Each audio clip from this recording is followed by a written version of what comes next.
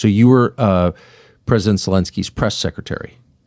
Yes, first of all, thank you for having me, and I never expected to see myself here talking about my former boss, Volodymyr Zelensky. የዓለም መሪዎችን ታዋቂና ተጽዕኖ ፈጣሪ ግለሰቦችን በማፋጠጥ የሚታወቀው ቀንደኛው የትራምፕ አስተዳደር ደጋፊ ታዋቂው አሜሪካዊ ጋዜጠኛ ታከር ካርልሰን በቅርቡ የቀድሞዋን የዩክሬን ፕሬዝዳንት ቮሎዲሚር ዜሌንስኪ የፕሬስ ሴክሬታሪያል ኃላፊ የነበረችውን ዩሊያ ሜንዴልን ቃለ መጠይቅ አድርጎላታል። በዚህ ቃለ መጠይቅ ሴክሬታሪዋ ስለ እውነተኛው የዜሌንስኪ ማንነት አስደንጋጭ ሆኖ መረጃዎችን ይፋ አድርጋለች። ሰላም ጤና ይስጥልን የአፍሮኒውስ ቤተሰቦች፣ በዛሬው ዝግጅታችን በቃለ መጠይቁ ላይ የተነሱ አስገራሚና አስደንጋጭ መረጃዎችን ወደ እናንተ የማደርስ ይሆናል። እስከመጨረሻው አብራችሁ እንድትቆዩ በአክብሮት ተጋብዛችኋለሁ።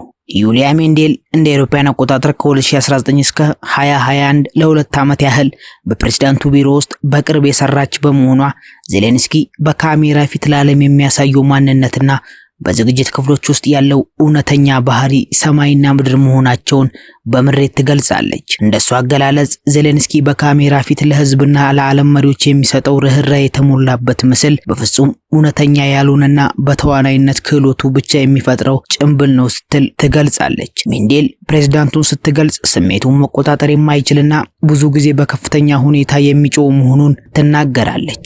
ይህ ባህሪው በዙሪያው ያሉ ሰዎችን እንደ ረዳት ሳይሆን እንደ ቁሳቁስ እንዲመለከት አድርጎታል። በቢሮ ውስጥ ሰዎችን የሚያከብርበት ወይም ሰባዊነትን የሚያሳይበት ልብ እንደሌለው፣ ይልቁንም መብራት ጠፍቶ ካሜራዎች ሲነሱ ሰዎችን የሚያጠፋ አደገኛ እንደሆነ ትገልጻለች። ዩክሬን እንደ አውሮፓውያኖች አቆጣጠር በ2022 ሩሲያ በከፈተችው ወረራ ወቅት የዓለምን ድጋፍ ለማግኘት የዜሌንስኪ የተዋናይነት ክህሎት ከፍተኛ ሚና መጫወቱን ሜንዴል አምናለች። ሆኖም ግን ይህ ተዋናይነቱ ምንም አይነት እውነተኛ ይዘት የሌለውና ለህዝብ ካለው ርህራሄ የመነጨ ሳይሆን ስልጣንን ለማከማቸትና በምዕራባውያኑ ዘንድ የተሳሳተ ምስል ለመፍጠር የተደረገ መሆኑን ትገልጻለች። ዜሌንስኪ የሚናገራቸው አብዛኞቹ ነገሮች የተጋነኑ ውሸቶች ናቸው፣ አሊያም እውነታን ካውዱ በማውጣት የሚደረጉ ማጭበርበሮች መሆናቸውን ታስረዳለች። ከጦርነቱ በፊት ብዙ የምዕራባውያን መሪዎች ዜሌንስኪን ፖለቲካዊ ብቃት የሌለውና ዝቅተኛ ዕውቀት ያለው ሰው አድርገው ይመለከቱት እንደነበር፣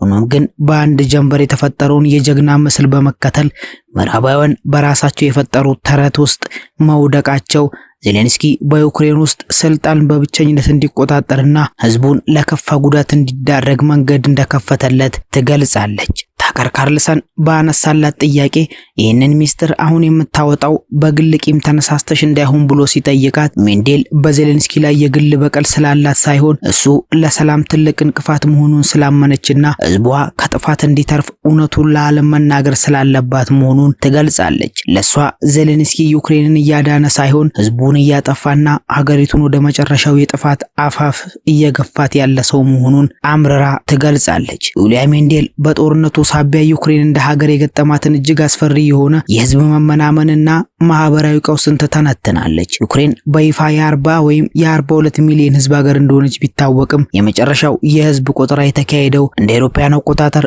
በ2001 በመሆኑ ትክክለኛው ቁጥር ከጦርነቱ በፊትም አጠራጣሪ ሲሆን ዜሌንስኪና የሀገሪቱ ባለስልጣናት ግን ከ34 እስከ 37 ሚሊዮን ህዝብ ብቻ እንደሚኖር ያመኑ ቢሆንም አሁን ላይ ግን ከ10 ሚሊዮን በላይ ዜጎች በስደት መውጣታቸውን ተከትሎ በአገሪቱ ውስጥ የቀረው ህዝብ ወደ 25 ሚሊዮን ዝቅ ማለቱን ሜንዴል ትገልጻለች። በዚህም ከቀረው 25 ሚሊዮን ህዝብ ውስጥ 11 ሚሊዮኑ ጡረተኞች ሲሆኑ አምራች የሆነውና ሀገሪቱን ሊደግፍ የሚችለው የሰራተኛ ኃይል ከ10 ሚሊዮን በታች የሚገመት መሆኑንና ጡረተኞች በወር ከ75 እስከ $200 በሚደርስ በጣም አነስተኛ አበል እንዲኖሩ እንደተፈረደባቸው ተጠቅሳለች። ሜንዴል በሀገሪቱ ውስጥ ስላለው ሰብአዊ ቀውስ ስታስረዳ በቅርቡ አንድ ታዋቂ የፊልም ዳይሬክተር በቤት ውስጥ በረሃብና በብርድ ምክንያት መሞቱን እንደ ምሳሌ ትጠቅሳለች። አቅም የሌላቸው አረጋውያን ረዳት አጥተውና ለሙቀት የሚሆን ኃይል ሳያገኙ በዝምታ ያለቁ ቢሆንም የሀገሪቱ መንግስት ግን እነዚህን አሳዛኝ አሃዞች ይፋ እንደማያደርግ እንዲሁም በጦር ግንባር የሚሞቱ ወታደሮች ቁጥር አሁንም በሚስጥር እንደሚይዝ መንግስት የሟቾቹን ቁጥር ለመቀነስ ሲል በጦር ግንባር የተገደሉ ወታደሮችን በልብ ድካም ሞቱ ብሎ እንደሚመዘግብ ትገልጻለች። ዜሌንስኪ አሁን ጦርነቱን ለመቀጠል መፈለጉ ሀገሪቱን ወደ መጨረሻው ጥፋት ያመራት እንደሆነና ዩክሬን አሁን ካለችበት የስነ ህዝብ ዲሞግራፊና የኢኮኖሚ ውድቀት አንፃር ጦርነቱ ለተጨማሪ 2 እና 3 ዓመታት ከቀጠለ ሀገሪቱ ወደ ከፍተኛ ድህነት እንደምትወርድ ታብራራለች። ዩሊያ ሜንዴል ሐሳቧን ስትቀጥል በዜሌንስኪ አስተዳደር ውስጥ ስር ሰዶ ስላለው የገንዘብ ማጭበርበርና ዩክሬን አሁን ካለችበት አዘቅት የምትወጣበት ብቸኛ መንገድ ላይ ያተኮረ ነው። በዜሌንስኪ መንግስት ውስጥ የሚሰጡ ከፍተኛ የኃላፊነት ቦታዎች ከችሎታ ይልቅ እንዴት ገንዘብ ማጭበርበር ይቻላል በሚል መስፈርት ላይ የተመሰረተ መሆናቸውን ለዚህም እንደ ምሳሌ የምታነሳው ለማህበራዊ ፖሊሲ ሚኒስቴርነት የታጨ አንድ ጓደኛዋ ያጋጠመውን ሁኔታ ሲሆን የግለሰብ ከዜሌንስኪና ከቢሮ ኃላፊዎች ጋር በሚያደርገው ቃለ መጠይቅ ላይ ሚኒስትር መስሪያ ቤቱ የሚመድበውን በቢሊዮን የሚቆጠር የረድኤትና የጡረታ ገንዘብ እንዴት ወደ ግል ጥቅም ማዞር ላውንደሪንግ እንደሚቻል እቅድ እንዲያቀርብ ተጠይቆ እንደነበር ሜንዴል ትገልጻለች።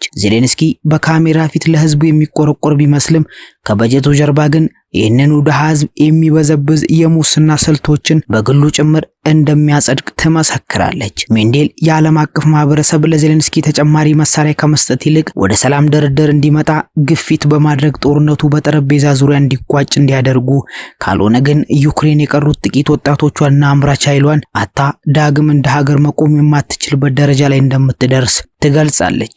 በመጨረሻም ዩሊያ ሜንዴል የምዕራቡ ዓለም ዩክሬን እንድትተርፍ ከፈለገ በስሜታዊነት የሚያደርጉትን ድጋፍ በመተው ወደ እውነታው መመልከትና ለሰላም ቅድሚያ መስጠት እንዳለባቸው ጥሪ በማቅረብ ሐሳቧን ትቋጫለች። But I believe that people need to understand that if you want to support Ukraine, the only way to support Ukraine today is to push for the peace deal. This is the only way that Ukraine can survive.